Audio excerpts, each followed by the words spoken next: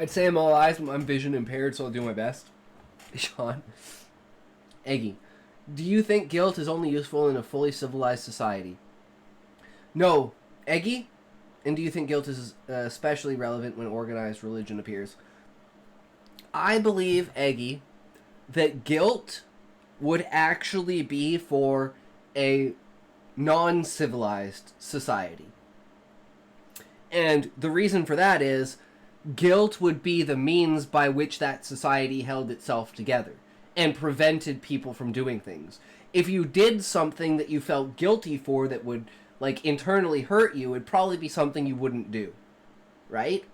Whereas with a civilized society, generally, if you do something with guilt in a civilized society, there are measures to be taken within that society to deal with it. Such as, we're talking extremes of breaking the law, right? So it's like, if there is something there to hold you accountable to the guilt, I don't think it needs to be facilitated in that self, because you're being held to a standard by society, whereas guilt is meant for you to hold a standard to yourself. If society is already holding you to a certain standard, then I don't think you should hold yourself to a standard that's below that, if you know what I mean. Like, if it's not against the law, you shouldn't feel guilty against doing it, right?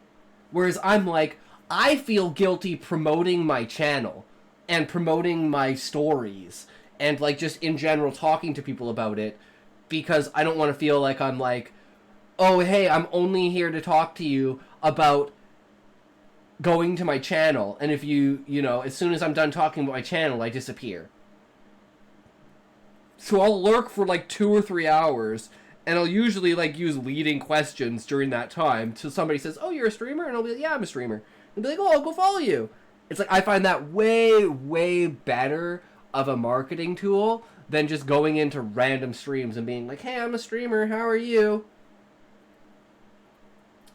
And on the aspect of religion, I think religion appears out of guilt and the need to set things right. So I think it's like a 3-step process. Like, you gain guilt, then you gain religion, then you gain civilization.